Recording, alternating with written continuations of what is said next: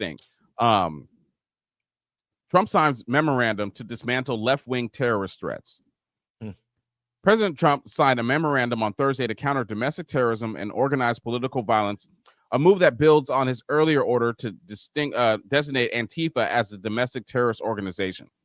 The president's memorandum implements an administration-wide response to domestic terrorists that include a national joint terrorist task force and further collaborations among the Department of Justice, Homeland Security, and the Treasury. We're looking at the funders of a lot of these groups, Trump said as he signed a memorandum on Thursday in the Oval Office. Citing assassination attempts against himself, Supreme Court Justice Brett Kavanaugh, an attack at a Dallas, Texas ICE facility, as well as riots in Los Angeles and Portland. The memorandum claims that the political violence is not a series of isolated incidents and does not emerge organically. Instead, it's a circumstance of sophisticated, organized campaigns of targeted intimidation, threats,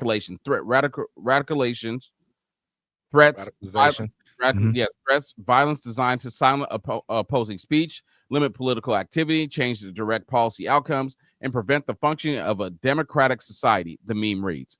The executive action this week is part of Trump's administration's crackdown on violence following the killing of conservative activist Charlie Kirk this month in Utah. Trump and his allies have routinely blamed the far left for the violence and have promised to use the might of the White House to hold left-wing extremists accountable. You know what, man? You know, this is what I want to always say. They always come out with, this was Antifa. You know who I've never met? Anybody from Antifa. You know who else I ain't ever met before? I never met nobody from Black Lives Matter. I've never met any of them. I've never met any of these people ever in my life. And so when you talk about this, they act like Antifa is some type of a powerhouse, you know what I mean? Like a left-wing group that just does all kind. I mean, but I've never seen them before. Well, remember they had a thing where he last time he was president, they designated this thing for black folks. It was like black extreme ideology. Basically, it's like when you're proud of yourself, you have knowledge and history of yourself. They try to label us. Well, they did. They labeled us black folks like that as terrorist organization, terrorist group. You saw they're trying to go after George Soros. He just went after Comey. You know what I'm saying? But yeah, they're coming after you. Look, bro, a lot of people ain't gonna survive. A lot of y'all ain't gonna look, man. I don't know what to tell you, bro. A lot of us ain't gonna make it 3 years. All right. You see all the stuff they're trying to implement. All they're doing is wearing you down. That's the plan. Wear you down until you can't take no more. This is ridiculous. Yeah. Look, he put this memorandum out, right? And even with the Charlie Kirk stuff, they're saying like, look, he wasn't even shot. They're saying it was his microphone. That's why when you saw it and the shirt jumped up. They're saying the microphone popped him in the neck. Yeah, I mean, I heard that too. Those are conspiracy theories. I don't want to, you know what I mean? I don't want us to get too far but I know what you mean though. There's different conspiracy theories that do hold merit, but at the same time, you know, these are all alleged things that may have happened, may or may not have happened. You know what I mean? Off the rails. He's also trying to make a task force where they're gonna because they already have all your information through was it Parler? Is that what it's called, Parler? But they have your information where they're basically gonna be like Palantir, where it's like the Minority Report. They're going to have a task force that's going to identify people and stop you from committing future crimes. Did you hear that, folks? Stop you from committing future crimes. Like, you know what? I think in 3 months, you might shoot up a grocery store, Tyrone. Let me tell you something that's pretty interesting right now too.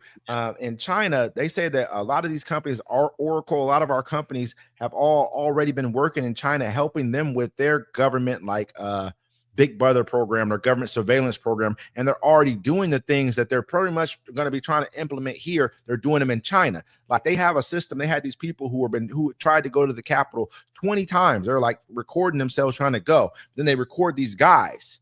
And these dudes would be following them everywhere they went, like to stop them from going to the Capitol. I'm not really sure why they're trying to stop this family from going to the Capitol, probably for political reasons of some sort. But they knew every move they were making because they were Big Brother and them. It was foretold what these people were going to do. That's how they got onto them to begin with. It was foretold, like, you know, it's like you said, they're using information to basically gather and say, oh, these people are going to go to the Capitol. They're not like they're going there to start trouble. They're just going, I mean, for that government is probably starting trouble, I guess. I don't know. I can't say. I saw a gentleman. He was in a car, and he was like, "Yo, you're not allowed to talk bad about the political party or the people in charge in China." And he was in a taxi. Just asked. He's like, watch this. He just asked the guy a question. You know, saying the taxi driver got on his phone, boop boop boop, reported him, and then he had to go talk to the police. They pulled over, and the police talked to him. You know what I'm saying? Like, and we're not too far off from that because right now you're not. He's like, "Hey, you can't talk bad about me." You can't say this about me. You know what I'm saying? So we're not too. I mean, and not to even go too far off topic, but just to say, he just got another $24.5 million from YouTube because they removed his profile in 2021, just like with Meta, ABC, CBS, all these other people who are paying him money. He almost has made, this is Trump, has almost made $100 million from lawsuits suing people for removing him from their platforms, for him trying to incite basically the government takeover, basically, and try to incite treason, an insurrection. You know what I mean? So this, I mean, I'm not understanding, why are we paying him? He's extorting these media companies for their money, extorting them, saying, hey, you know what? You kicked me off your platform. This is what we voted for. This is what everyone in this country who voted for this or who did not vote or sat back and talked bad about the alternative candidate. This is exactly what you voted for. No, this is what they wanted. Yeah, exactly. I know. Are you happy now? No, this is me knowing that you're happy now. Yeah, I know. You know what I mean? This because you want to be ruled by somebody who you need someone to rule you and tell you what to do. Like they tell you to call Trump daddy, you'll do that. This is what you'll do. Who rules, Wes? They just don't want it to be the black folks. And I agree.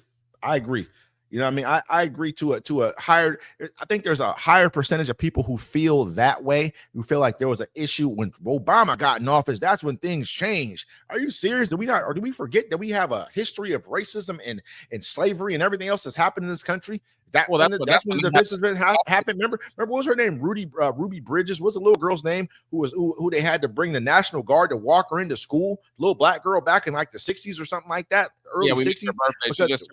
That wasn't divisive to you? You didn't catch that as being a divisive time in this country? Oh, it was Obama though. It was the fact that he became president, and that's what it was. Like, he said divisive things. I'm like, he ain't saying nothing divisive. If Obama made me proud to be black and did some black stuff for us, you would know about it because I throw it in your face every day. The only reason they didn't like Obama, I remember when he got elected. They had people on the news freaking out. What about our way of life? How are we going to live? They was scared. You know what I'm saying? Then they had to recognize and look at their own selves like, dang, you know what I'm saying? I've been treating these people like crap. Now they